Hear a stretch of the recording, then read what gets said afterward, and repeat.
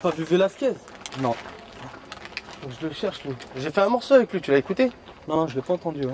Hein? Non, je l'ai pas entendu. Tu l'as pas entendu le morceau? Non, je sais pas, il m'a dit ouais, passe à la maison, viens voir, viens écouter le morceau. Tu l'as fait quand? Ça va faire quoi? 3 mois, 4 mois. J'ai rien entendu moi. En fait compte, c'est lui qui a fait le remix et tout ça, tu vois. Donc après ça reste à voir. Donc là, tu continues de rapper en fait alors. Non, je rappe pas, je fais du R&B. Ouais. C'est différent, mais bon. Ouais. Pour un rappeur qui passe du rap au R&B, c'est que j'ai été touché au fond de moi, tu vois. Et je trouve que le rap de maintenant, ça n'a rien à voir avec le rap d'avant. Le rap, pour moi, c'était plus une image d'union.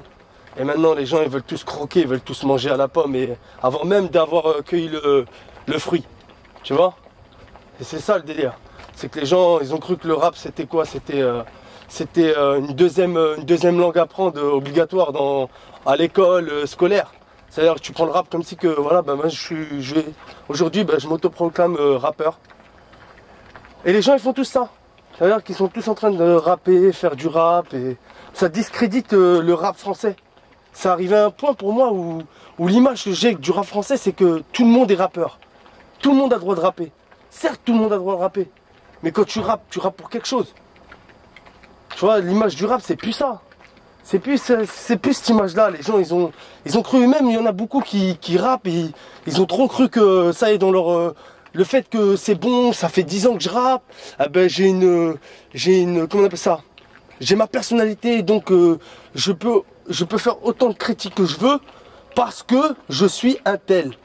Que ça soit des vrais rappeurs, des rappeurs reconnus, ou des rappeurs inconnus. Hein. Il y en a, tu sais, dans le milieu rap qui sont pas connus, ah ben... ils se donnent le droit de critiquer, tu vois. Ils se donnent le droit de critiquer les gens et tout. Et franchement, ça c'est ça qui m'énerve au niveau rap. C'est pour ça que je trouve qu'il y a beaucoup d'hypocrisie maintenant dans le rap. Et ça me fout les nerfs. Ça veut dire que les gens, ils sont tous là en train de faire leur dièse de leur côté. Parce qu'un tel doit faire son dièse de son côté. Et donc moi, ça veut dire qu'il faut que je fasse mon dièse de mon côté. Et personne ne le sache. Parce que voilà, non, c'est comme ça. Mais non, ils n'ont rien compris. En fait, compte, c'est une image d'union, tu vois. C'est une image d'union forte. Ça veut dire que le rap, si on est à Meaux, regarde comme le 77, il n'y a aucune personne qui nous représente. Tu regardes les mecs de la Mafia Cafri, ils ont commencé comment? Ils étaient en groupe. Ah ben, ils sont restés en groupe. Même s'il y en a certains qui sont partis, c'est pas grave. Le sens de l'union, il est resté, tu vois. La Mafia Cafri. Ici à Meaux, il y a quoi? Il n'y a pas de rappeur. À part l'autre qui critique l'autre rappeur, mais ça fait avancer quoi?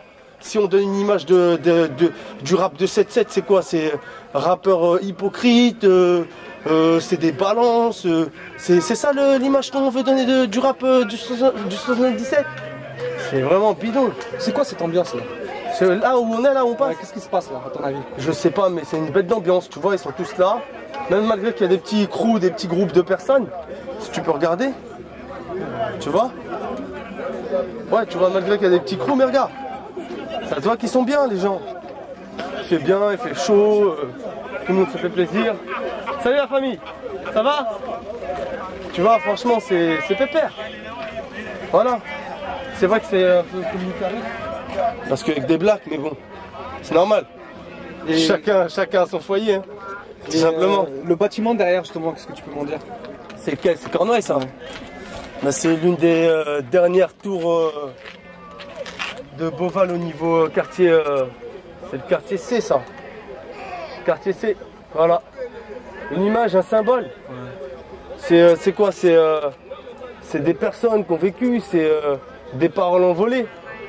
Il y a beaucoup de mots là qui sont partis là-dedans. Il y a des gosses qui sont nés, il y a des vieux, il y a des jeunes, il y a des personnes de partout. Il y en a qui sont venus ici dans les années 80 et qui sont plus ici maintenant, ils ne savent même plus si elle existe la tour ou pas. C'est nous retirer un peu de notre patrimoine, tu vois. Si on peut dire que Meaux nous appartient, parce que nous on est les anciens de Meaux, donc automatiquement c'est l'image que les autres ne verront pas. Et c'est bien beau de faire détruire des tours, mais pour les faire partir ailleurs, ça sert à rien, tu vois. Détruire des tours, plus de 70% des logements sociaux à Meaux, ils vont passer à 20%. Ça veut dire quoi ça? Ça veut dire que tous ceux qui habitaient dans les bâtiments comme Champagne, Cheverny, Cornouailles, Cornouailles, ah ben ils vont partir ailleurs. Parce que ce sera fait pour les petits bourgeois, les enfants de pharmaciens, etc. Et les personnes qui ont les moyens de se payer un loyer à 900 €, tout simplement. Au niveau de la musique, alors, pour revenir à la musique. Ouais, tranquille, ça va Nathan? Regarde, ça se passe. Bien, va. Tranquille, ouais. Tu fais de la musique toi aussi ou pas? Non, je suis pas de musique. moi. Tu fais pas de musique? C'est un footballeur lui. C'est un footballeur? Footballeur. Ok. C'est Nathan, footballeur. Ouais. C'est la famille. Tu vois? Ouais, Normal. je sais pourquoi la famille? Non, c'est un petit reportage. Ouais. Tu vois? On est en train de parler de la vision que tu as de Meaux. Meaux, bâtiment, Beauvais, là. Collinet. Bâtiment comme ça là. Qu'est-ce que t'en penses? On t'a ôté un peu de ta jeunesse? Ouah, franchement, moi, ce que j'en pense, personnellement, ils construisent des trucs, mais c'est pour mettre que les gens d'ailleurs. Voilà. Nous, les mecs de cité et tout, on habite toujours dans les mêmes bâtiments. Voilà, tu vois, donc ça, c'est pas bien. Moi, je trouve que, voilà, ils devraient faire des choses pour les mecs d'ici, déjà. Nous, la priorité, les parents, tout, tu vois, parce que c'est des anciens quand même. Et voilà, quoi, tu vois. Ce serait pas nous retirer un petit peu les pas qu'on a laissés dans le passé? Ah ouais, c'est Les marches, regarde, tu vas à Collinet, il n'y a presque plus rien. toujours la même chose. Et à Collinet, ils ont dit que la plupart des tours là, ils vont peut-être les détruire, les 3 tours. Et ça fait que ce seront des fils un peu de familles aisées qui vont venir vivre sur les nouvelles bâtisses qu'ils font à Collinet. Et ici à Beauval, pareil. Hein. Tu t'imagines que le secteur, entre le secteur C et Collinet, si tu remarques bien, tout se détruit de ce côté-là. Et il y a une route qui sépare, c'est l'avenue de Beauval. Et l'avenue de Beauval, ça va être quoi? Ça va être le côté des pharmaciens, des docteurs. Et de l'autre côté, il n'y a rien du tout. Ça veut dire que c'est pour ça, c'est pour délimiter les limites. Mettre des limites aux gens. Ça veut dire que ici, ce sera le secteur des personnes qui pourront bien vivre tranquillement. Et de l'autre côté, on nous encastre dans des bâtiments. Et voilà, qui tombent comme l'écorce d'un arbre depuis tellement de temps. Tout simplement. Tu vois le délire? Tout à fait d'accord. Je suis d'accord. Tu veux rajouter quelque chose? Non, non, par c'est rapport à ce bon. qu'il a dit Non, franchement, ce qu'il a dit là, c'est nickel. Et tu penses que ça peut être vécu comme une injustice par les habitants? Moi, je pense que ça peut être vécu comme une injustice, ouais, parce que quand même, il y a des parents qui se plaignent. Hein, qui se plaignent que c'est pas normal, qu'ils construisent des trucs, c'est bien, mais qu'ils mettent des loyers à 700 €. Mais non, c'est pas comme ça. Je veux dire, tout le monde touche pas des milliers des cents. Donc, voilà, qu'ils construisent des trucs, c'est bien, mais qu'ils mettent déjà les gens d'ici en priorité. Ce serait déjà bien. Je pense que ça irait mieux déjà dans la ville. Mais t'es au courant que Vermelin, il commence à construire des tours pour les gens de Meaux? Ah ouais? Tu savais pas ça? Je sais même pas ça. Tu vois? Tu savais pas? Non, je savais pas du tout. Ah bah, à Melun, des tours se construisent et c'est des personnes de Meaux qui vont habiter là-bas. Ça veut dire que, imagine-toi qu'une personne qui habite ici, qui déjà a un loyer à payer et a pas de véhicule, ça veut dire qu'il va se déplacer 50 km pour aller retravailler à 40 ou 50 km ailleurs. Tu t'imagines?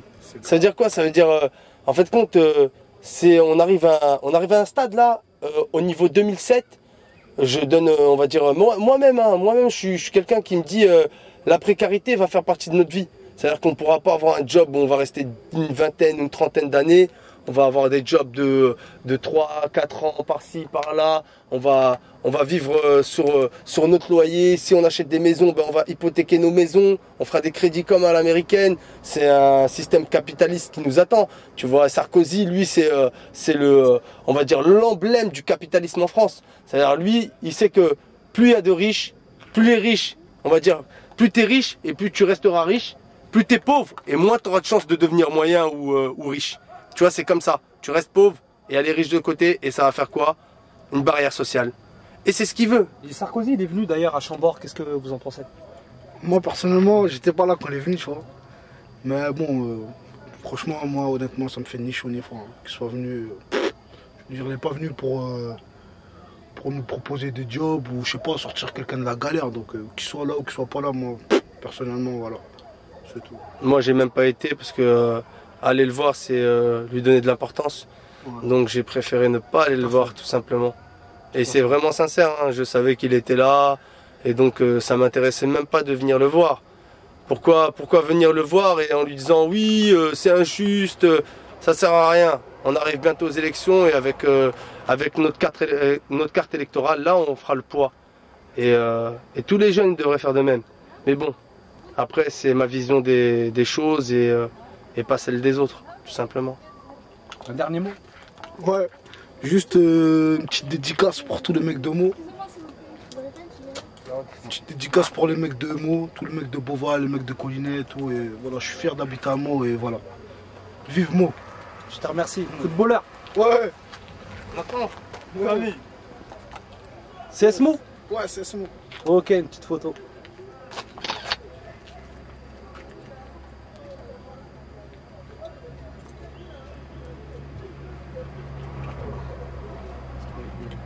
manque de lumière. Ça manque de lumière. Regardez, ça manque de lumière, mais bon. Après tu fais un petit effet, non? Voilà, on verra comment. Ça manquait de lumière là, mais bon, c'est pas grave. Tant qu'au moins t'as les 10 après, c'est pas grave. Tu peux laisser ça sur un petit fond tranquille. Ça va passer où ça? C'est des archives. Ah, des archives. On va essayer de les garder quelques années dans un coffre et un jour les sortir. Au bon moment. Ça sera bien Voilà. quand même. Ouais. Bon, on en reparlera hein. D'ici là, peut-être que si Sarkozy y repasse, on verra le changement. Ou si c'est quelqu'un d'autre manière, ça changera rien pour nous. Hein. Nous, on vote et on n'attend rien des politiciens. On a toujours été là à forger le fer de notre propre main et nos parents immigrés. On est à quoi? La deuxième génération, presque troisième génération d'immigrés et pour autant ça n'a rien changé. Ça veut dire quoi le sem justement? Ça veut dire quoi le mot sem? La rage. Somme, c'est la rage. C'est Venin, c'est la rage, c'est tout ce que vous voulez. Le somme, c'est les nerfs. le dégoût, le dégoût. Ouais, Voilà. avoir. Le dégoût. Ouais, c'est les nerfs à vif. La rage. Les nerfs. On n'en peut plus. Le suicide. Non mais faut être fort, franchement. Faut être fort dans sa tête parce que franchement y a rien ici, y a rien, mais bon on est solidaires entre nous. Et franchement faut pas se laisser aller, faut être fort dans sa tête et faut D'ici pas là, se... peut-être que même nous-mêmes on sera plus là. Faut pas pour se en laisser- parler, hein. faut pas se Ça aurait laisser été peut-être nos derniers mots. faut pas se laisser Mais bon, abattre. tu vois, la force d'un homme, c'est dire ce qu'il pense, parce que les paroles s'envolent et les écrits restent. Tout simplement. Ok les gars, Ouais. à plus tard. Ok la famille. A plus. Yes. Plus tard. Pote, super. Attends, Ouais. Ok mon la famille. Ouais Jamel. Vas-y, bonne soirée, à plus tard. À plus tard. Yes 7-7. Collinaire, Bobal. Yes. Voilà encore peut-être quelques phrases encore par rapport à la musique. Qu'est-ce que tu peux me dire encore par rapport à la musique, par rapport à Mo? Comment tu l'as vu évoluer toi justement? À quel âge t'as commencé le rap, tout à Mo? Moi, j'ai commencé en 98. Avec qui, etc. J'ai commencé avec Combinaison de Sens et de Savoir. Et j'ai chanté avec Malfra. On a commencé à écrire des textes de rap, on va dire en 98 ou pareil.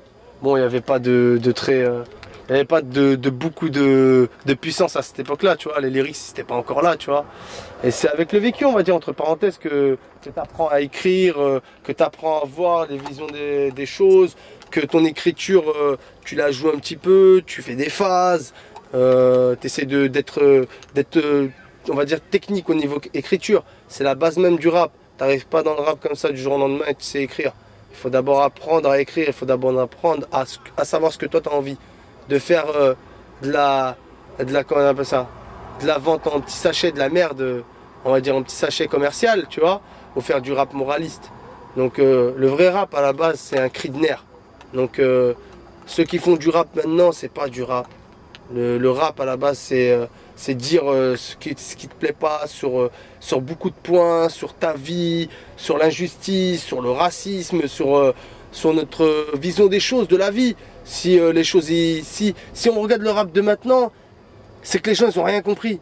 Si tu regardes le rap de NTM dans les années 90, ah bah, c'était quoi? Mais qu'est-ce qu'on attend pour foutre le feu? Ah bah, ce slogan, il est encore bon aujourd'hui, ça veut dire que les choses n'ont pas avancé. Peut-être que pour le rappeur lui-même, lui il est bien, donc il a oublié à la base même ses propos. C'est-à-dire ce sur quoi les gens ils ont aimé, tu vois, des revendications. Des choses qui font que tu as envie d'aller quelque part, que tu as envie de tout péter parce que tu comprends pas ce qui se passe dans n'importe quelle banlieue. Tu te dis ouais ça avance pas, donc on va faire les choses pour avancer. Mais après voilà, tu vois, la pain du gain comme on dit. Et c'est ce que je disais tout à l'heure, je reviens à mes mots de tout à l'heure. Donc les gens ils veulent pas faire du rap pour dire les choses, mais seulement pour se remplir, seulement pour se remplir les poches, tout simplement. Tu vois, ça fout les nerfs. Quel esprit toi tu mets dans ta musique justement? J'ai bientôt plus de batterie. Ouais, donc moi c'est plus, bah, tu vois, c'est un cri de colère, moraliste, tu vois. Donc tu vois, comme si que je te faisais un petit truc, ça ferait: y a pas de rupture sans drame, de tristesse sans larmes, de fumée sans flamme, de guerre sans âme. Y a pas de rupture sans drame, de tristesse sans larmes, de fumée sans flamme, de guerre sans âme. Y a pas de rupture sans drame. Y a pas de tristesse sans larmes, y a pas de fumée sans flamme, y a pas de guerre sans armes. Tout simplement. Tu vois, ça c'est la guerre, c'est un refrain de guerre. Tu nous refais? Tu veux le refaire ou Vas-y, pas? refais-le, vas-y. Y a pas de rupture sans drame, de tristesse sans larmes, de fumée sans flamme, de guerre sans armes. Y a pas de rupture sans drame, de tristesse sans larmes, de fumée sans flamme, de guerre sans armes. Y a pas de rupture sans drame. Y a pas de tristesse sans larmes, y a pas de fumée sans flamme, y a pas de guerre sans armes. Voilà. Dédicace? Ouais, Finir. dédicace à RC1, réseau clandestin à l'ancienne, dans le bâtiment Champagne.